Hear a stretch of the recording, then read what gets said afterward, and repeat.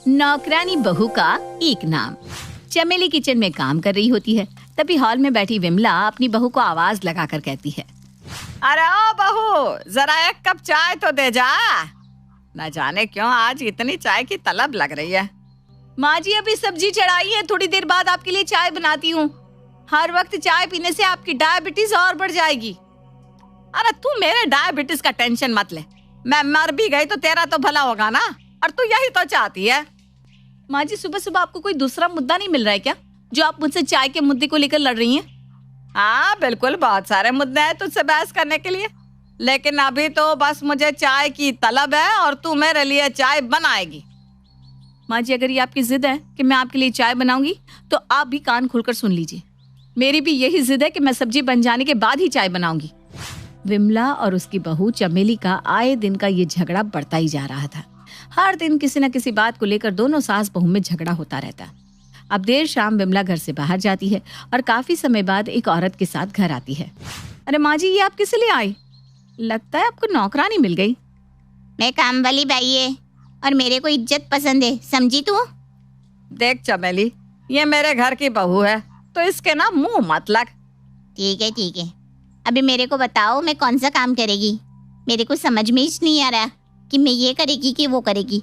सही से काम समझाने का। हाँ देख, तू घर के सारे काम करेगी लेकिन साथ में मेरे काम भी करेगी, ठीक है? खासकर मैंने तुझे अपने कामों के लिए ही रखा है। अरे चमेली नाम है मेरा, चमेली। काम भी ऐसा करेगी कि 7 जन्मों तक आप मेरे को याद करेगी। एक मिनट, क्या नाम बताया तुमने अपना? चमेली? चमेली तो मेरा नाम है। नौकरानियों का नाम चमेली थोड़ी ना होता है, वो तो रानियां होती है, रानियां। तो कुछ ज्यादा ही भ्रम में नहीं जी रही? तेरे सामने जो खड़ी है वो नौकरानी है, घर घर जाकर झाड़ू पोछा बर्तन करती है और उसका नाम भी चमेली है। वो कोई रानी नहीं है, तो नौकरानियों का नाम ही चमेली होता है बहू। मैडम थोड़ा इज्जत से मेरा नाम लेने का, समझी ना? अरे चमेली, तू खामखा गुस्सा क्यों हो रही है? जा एक कप चाय बना ला। मैं तो बस अपनी बहू को समझा रही थी कि वो जिस भ्रम में जी रही है, इसका जीता जागता उदाहरण उसके सामने खड़ा है। विमला अपनी बहू का चेहरा देखकर बहुत खुश हो रही थी, क्योंकि चमेली को इस बात का बुरा लगता है कि उसकी सास एक नौकरानी लेकर आई है जिसका नाम भी चमेली है। और हर बात पर जब भी विमला नौकरानी चमेली को बुलाती तो बेचारी बहू अपना काम धंधा छोड़कर अपनी सास के पास आती और सास ये कहकर उसे वहां से जाने को कहती कि वो उसे नहीं बल्कि अपनी नौकरानी को आवाज लगा रही थी। अरे चमेली, जरा पैर दबा दे, पैरों में न जाने क्यों जकड़न हो रही है। जैसे ही विमला की बहू चमेली आती है, कहिए माँ जी क्या कह रही है? अभी किचन में बहुत सारे बर्तन पड़े हैं, उन्हें धोने के बाद मैं आपके पैर दबाने आ जाऊंगी। अरे तुझे कौन कह रहा है पैर दबाने के लिए? मैं तो नौकरानी को बुला रही हूँ। वैसा तू भी नौकरानी से कम नहीं है। चला बाहर जा मेरे सामने से। जब से माँ जी ने इस नौकरानी को लाया है तब से माँ जी कुछ ज्यादा ही चमेली चमेली कर रही है, और ये नौकरानी भी चमेली नाम सुनने पर भी माँ जी की बात नहीं सुनती। कुछ तो गड़बड़ है। कितना सुकून मिल रहा है मुझे अपनी बहू को चमेली चमेली बोलकर। मैं भी नौकरानी का नाम बदलकर बस इसे सबक सिखाने के लिए लाई हूँ यहाँ। कुछ देर बाद विमला जानबूझकर नौकरानी को कहती है, अरे चमेली, काफी दिन हो गए संडास साफ किए हुए, आज खाने से पहले संडास साफ कर दे। माँ जी आप कैसी बातें कर रही हैं? खाने से पहले संडास साफ करना है? क्यों? वैसे तेरे माँ बाप ने ना तेरा नाम चमेली सही रखा है। मैं नौकरानी को कुछ कहती हूँ और तू दौड़ी चली आती है। मेरे माँ बाप ने तो मेरा नाम अच्छा ही रखा था, लेकिन मुझे क्या पता था आप मेरे ही नाम की नौकरानी ढूंढ कर ले आएंगी और मुझे परेशान करेंगी। अरे मेरे पास इतना समय कहाँ जो मैं तुझे परेशान करती रहूं। नौकरानी पूरा दिन इधर उधर घूमती और विमला चमेली का नाम लेकर अपनी बहू को परेशान किया करती। ऐसे ही एक रोज विमला हॉल में टीवी देख रही थी, तभी विमला के घुटनों में दर्द होता है और वो चमेली को आवाज लगाती है, अरे चमेली कहाँ मर गई? मेरे घुटनों में दर्द है, जरा भाग कर तो आ। अरे माँ जी कहाँ दर्द है, दिखाइए तो। मैंने अभी भी नौकरानी को बुलाया था। वो क्या है ना, मेरा मन हो रहा है मैं उल्टी कर दूं। अब उसे बुला लूंगी तो वही साफ सफाई करेगी। माँ जी देखिए, मैं आखिरी बार आपसे कह रही हूँ, या तो आप नौकरानी को नौकरानी कहकर बुलाओ या फिर उसका नाम बदल दो। देख बहू, हमें अपने से छोटे और गरीब लोगों की इज्जत करनी चाहिए, और वो इज्जत तुझे आती नहीं करनी है। लेकिन मैं गरीब लोगों की इज्जत अच्छे से करना जानती हूँ, तो मैं चमेली को चमेली कहकर ही बुलाऊंगी। इसमें तुझे जितनी भी दिक्कतें आए ये तेरी प्रॉब्लम है। पूरे दिन में विमला अपनी नौकरानी के चक्कर में अपनी बहू का नाम इस्तेमाल करके अपनी बहू को बहुत परेशान कर रही थी। लेकिन एक रोज चमेली नौकरानी को 500 के कई सारे नोट देते हुए कहती है, क्या हुआ चमेली, ऐसे क्या दिख रही है? लगता है माँ जी ने तुझे टाइम पर पगार नहीं दिया। वैसे अगर तुझे पगार मिल भी गई है तो ये पैसे तेरे हो सकते हैं। लेकिन कैसे मैम साहब, आप भला मेरे को पैसा क्यों दे रही है?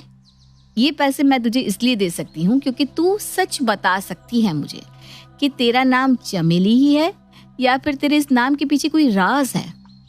अगर मैं आपको बताएगी कि मेरे नाम के पीछे का क्या राज है तो आप मेरे को ये पैसे दे देगी क्या? अरे पहले तू ये पैसे रख ले बस। अब बता, तेरा नाम चमेली ही है? अरे नहीं नहीं मैम साहब, मेरा नाम चंपाकली है।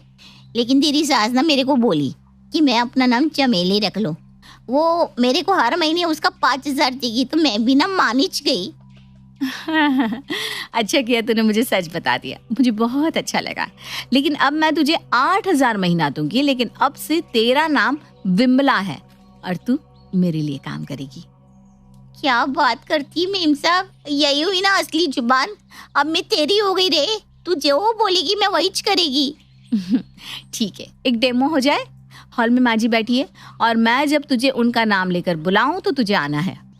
चमेली अब हॉल में जाती है और सोफे पर बैठ जाती है। नौकरानी क्या आई, तूने तो घर का काम करना ही छोड़ दिया और ये क्या सोफे पर पैर रख कर बैठी है? जा जाकर काम कर ले। नहीं माँ जी, मुझे कोई काम नहीं करना क्योंकि मुझे भी ना अब काम करने वाली मिल गई है।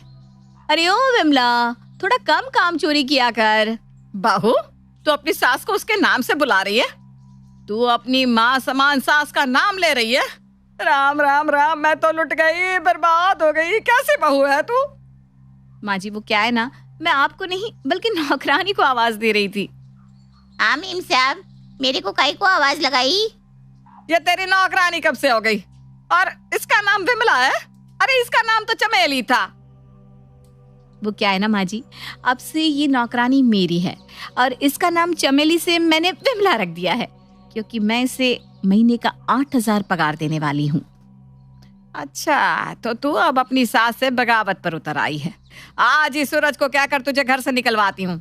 हाँ माँ जी, मैं भी इस घर से निकलने को तैयार हूँ, लेकिन आप पहले मुझे ये बताइए कि आपने इस नौकरानी को 5,000 महीना देकर इसलिए रखा था क्योंकि आप मेरा नाम इस्तेमाल करके मुझे परेशान करना चाहती थी, लेकिन अब मैं आपका नाम इस्तेमाल करके आपको परेशान करूंगी। मेरे को दोनों के काम में कोई दिक्कत नहीं है, मेरे को बस टाइम पे ना पगार मिलना चाहिए।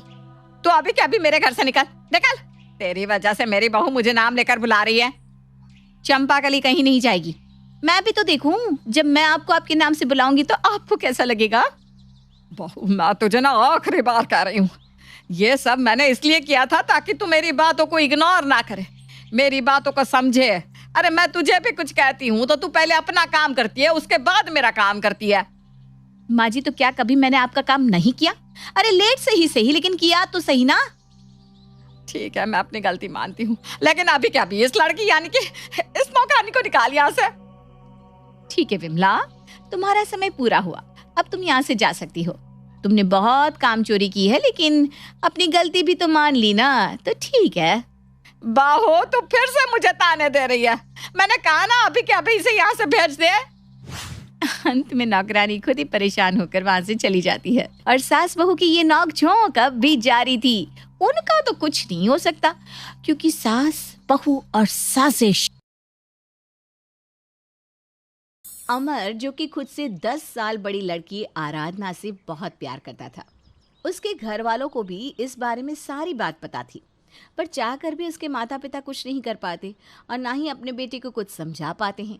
ऐसे ही एक दिन आराधना और अमर शादी करने का फैसला लेते हैं। माँ, मैंने सोच लिया है कि मैं और आराधना इसी साल शादी करेंगे, वो भी पूरे रीति रिवाज के साथ। अमर बेटा, प्यार तक तो ठीक था, पर ये शादी, तूने सोचा भी है कि अगर तूने उस लड़की से शादी कर ली तो सब कैसे तेरा मजाक बनाएंगे? वो लड़की जिससे तू प्यार करता है वो तुझसे उम्र में 10 साल बड़ी है। माँ कहते हैं ना, प्यार अंधा होता है, और वैसे भी मैं और आराधना एक दूसरे से बहुत प्यार करते हैं और हम दोनों ही शादी करना चाहते हैं। और प्यार में जात पात उम्र नहीं देखी जाती माँ। बेटा, मैं मानती हूँ कि प्यार अंधा होता है, पर प्यार में इतना भी क्या अंधा होना? क्या तुझे कुछ दिखाई नहीं दे रहा? माँ, आपको हमारे इस रिश्ते से इतना ऐतराज क्यों है? आपको पता है ना, हम दोनों एक साथ हमेशा खुश रहेंगे। इस तरह से अमर अपने घर वालों की बात को नकार कर आराधना से शादी कर लेता है। शादी होने के बाद आराधना काम करना छोड़ देती है। अब अमर की भी अच्छी नौकरी लग जाती है। अमर अच्छे खासे पैसे कमा रहा था। अब कोई भी ज़रूरत पड़ती तो आराधना को अमर से पैसे मांगने पड़ते। ऐसे ही एक दिन, अमर, मुझे 10,000 चाहिए।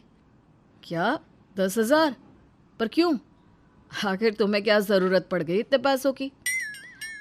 अमर, क्या मुझे सब कुछ तुमसे पूछकर करना पड़ेगा? अगर मुझे पैसों की ज़रूरत पड़ी है तो जाहिर सी बात है ना कि मुझे कुछ काम ही होगा। आराधना, मैं तुम्हें पैसे देने से कहाँ मना कर रहा हूँ। मैं तो बस इतना कह रहा हूँ कि तुम्हें इतने पैसों की आखिर ज़रूरत क्या पड़ गई? मुझे बता दो, क्या काम है? आखिर मैं तुम्हारा पति हूँ। नहीं चाहिए मुझे तुमसे कोई पैसे। अपने पैसे अपने पास ही रखो। इस तरह से आराधना अमर से नाराज़ हो जाती है। आराधना की नाराज़गी देखकर अमर कुछ पैसे उसके पर्स में रख कर चला जाता है। जब आराधना अपने पर्स में 10,000 रुपये देखती है तो उसके दिमाग में तरह तरह की बातें आने लगती है। मैंने शादी के बाद अपनी जॉब छोड़ दी। मुझसे ये छोटा है, फिर भी मुझसे ज़्यादा कमाता है। मैं इससे 10 साल बड़ी हूँ, पर फिर भी मुझे हर चीज़ के लिए अमर से पैसे मांगने पड़ते हैं। अब तो अमर भी भाव खाने लगा है। अब मैं और नहीं झुक सकती, मुझे फिर से काम करना होगा। इस तरह आराधना बिना अमर को बताए फिर से जॉब करने लगती है। और जब ये बात अमर को पता चलती है तो, आराधना, तुम फिर से जॉब करने लगी? तुमने मुझे बताया भी नहीं। मुझे ये बात माँ से पता चली। हाँ, वो मैं दरअसल बताना भूल गई थी। मैंने सोचा हम दोनों ही काम कर लेंगे तो ज़्यादा अच्छा रहेगा। मुझे बार बार तुम्हारे सामने पैसों के लिए अपने हाथ भी नहीं फैलाने पड़ेंगे। आराधना की ये बात सुनकर अमर को बहुत बुरा लगता है और वो चुपचाप से तैयार होने लगता है। अमर को तैयार होता देखकर आराधना कहती है, आज तो ऑफिस की छुट्टी है ना, फिर इतना तैयार होकर कहाँ जा रहे हो? ओह, मैं तुम्हें बताना भूल गया, पर आज ना हमारा मैच है, इसलिए आज मैं अपने दोस्तों के साथ मैच खेलने जा रहा हूँ। अपना ख्याल रखना। इस तरह से अमर अपने दोस्तों के साथ खेलने के लिए चला जाता है। कुछ दिन तक तो यूं ही समय बीतता है, पर अब आराधना को अमर का बचपना खटकने लगता है। वहीं दूसरी ओर हर समय आराधना की रोक टोक अमर को भी खटकने लगती है। ऐसे ही एक दिन दोनों के बीच लड़ाई हो जाती है। अमर, क्या बचपना है? अब तुम्हारी शादी हो चुकी है, तुम्हारे ऊपर भी कुछ रिस्पॉन्सिबिलिटीज़ है। आखिर तुम कब तक अपने दोस्तों के साथ यूं ही रात भर घूमते रहोगे और उन पर पैसे उड़ाते रहोगे? आराधना, अभी मेरी उम्र ही क्या है? अगर मैंने इतनी कम उम्र में शादी कर ली, इसका मतलब ये तो नहीं ना कि मैं अंकल बन चुका हूँ। मेरे दोस्त यार है, अगर मैं उनके साथ घूम लेता हूँ या खा पी लेता हूँ तो तुम्हें प्रॉब्लम क्या है? मेरी प्रॉब्लम ये है अमर कि अब तुम्हें अपनी रिस्पॉन्सिबिलिटीज़ को समझना चाहिए और बचपना छोड़ देना चाहिए, बिल्कुल उसी तरह जिस तरह मैंने शादी के बाद सारी रिस्पॉन्सिबिलिटी संभाल ली है। आराधना, मैं तुमसे 10 साल छोटा हूँ, इसलिए तुम्हारे अंदर मैच्योरिटी मुझसे ज़्यादा है। प्लीज़ मुझ पर कुछ भी थोपा मत करो। इस तरह से अमर नाराज़ होकर वहाँ से चला जाता है। ऐसे ही कुछ दिन बीत जाते हैं और दोनों ही एक दूसरे से बात नहीं करते। कुछ दिनों बाद दोनों डिसाइड करते हैं कि वो अपनी लड़ाई को छोड़कर फिर से पहले की तरह एक साथ खुश रहेंगे। आराधना, आई एम सॉरी उस दिन के लिए। मैंने उस दिन कुछ ज़्यादा ही बोल दिया ना। माफ़ी सिर्फ तुम्हें ही नहीं, मुझे भी माननी चाहिए। मैं भी तुमसे कुछ ज़्यादा ही उम्मीद लगा बैठी थी। मैं ये बात भूल गई थी कि तुम मुझसे 10 साल छोटे हो। यार, मैं सोच रहा हूँ कि हम दोनों के बीच सब कुछ ठीक हो जाए और तुम हो कि मुझे ताने ही दे रही हो। अमर, मैं भी चाहती हूँ कि हम दोनों के बीच सब कुछ ठीक हो जाए और हम दोनों पहले की तरह एक साथ रहे, पर तुम्हारा बचपना खत्म ही नहीं हो रहा, उसका क्या करें? यार, मेरी ही गलती है जो मैं यहाँ तुमसे बात करने के लिए आ गया, लेकिन अब मुझे महसूस हो रहा है कि तुमसे बात करना ही बेकार है। अगर ऐसी ही बात है तो मत करो ना बात। इस तरह से एक बार फिर दोनों के बीच लड़ाई हो जाती है। अब समय यूं ही बीत जाता है और दोनों की लड़ाई अभी समय के साथ बढ़ती ही जाती है। अपने बीच की लड़ाइयाँ देखकर आराधना और अमर अलग होने की सोचते हैं। माँ अब शायद सही कह रही थी। आराधना से शादी करके मैंने बहुत बड़ी गलती करी। हम दोनों का कोई मैच ही नहीं है। मैं उससे 10 साल छोटा हूँ, इसलिए मेरे अंदर समझ कम है, और वो मुझसे 10 साल बड़ी है, इसलिए उसके अंदर कुछ ज़्यादा ही समझ है। इसलिए अब हम दोनों ने एक फ़ैसला किया है। कैसा फैसला बेटा? साथ ना रहने का। अमर जी, ये डिवोर्स पेपर्स मैंने साइन कर दिए हैं, आप भी साइन कर दीजिए, ताकि हम दोनों के रास्ते अलग हो सके। तुम दोनों ये क्या कर रहे हो? पति पत्नी के बीच हमेशा इस तरह की लड़ाइयाँ होती रहती है, पर इसका मतलब ये नहीं कि तुम दोनों अलग हो जाओ। ये शादी है, कोई मजाक नहीं। पर माँ जी, मैं और कितना बर्दाश्त करूं? अमर जी का बचपना खत्म ही नहीं हो रहा। आखिर वो कब समझेंगे कि मेरे साथ उनके ऊपर इस पूरे घर की भी जिम्मेदारियां हैं? आखिर कब तक अपने दोस्तों के साथ हंसी मजाक करते रहेंगे? खेल बना रखा है तुम दोनों ने शादी को। शादी 7 जन्मों का बंधन होता है, और तुम दोनों इसे गुड्डे गुडियों का खेल समझ रहे हो। जब दिल किया शादी कर ली, और जब दिल किया इस शादी को तोड़ दिया। माँ, अब हम दोनों इस रिश्ते को और नहीं चला सकते। हम इस जबरदस्ती के रिश्ते से आज़ाद होना चाहते हैं। जबरदस्ती का रिश्ता? बेटा, शादी तुम दोनों की मर्जी से हुई थी। और तुम दोनों को एक बात बता देती हूँ, तुम दोनों को अपने रिश्ते को एक और मौका देना चाहिए। आराधना बहू, जो बात तुझे नहीं पसंद तो साफ साफ अमर से कह, और अमर, जो तुझे नहीं पसंद वो तू आराधना से बोल। तुम दोनों ही खुद को बदलने की कोशिश करो और एक दूसरे को समझने की कोशिश करो। जब तुम दोनों एक दूसरे को समझोगे तभी तुम्हारा रिश्ता चल पाएगा। घर वालों के समझाने पर अमर और आराधना काफ़ी सोच विचार करते हैं और अपने रिश्ते को एक और मौका देने की कोशिश करते हैं, जिसमें अमर अपना बचपना कुछ हद तक कम कर देता है और आराधना भी उसकी बचकानी हरकतों को बर्दाश्त करने लगती है। साथ ही साथ अब बिना सवाल जवाब किए अमर भी आराधना को पैसे देता और उसकी छोटी छोटी खुशियों का ध्यान रखता। इस तरह से उन दोनों का रिश्ता एक बार फिर से सही चलने लगता है।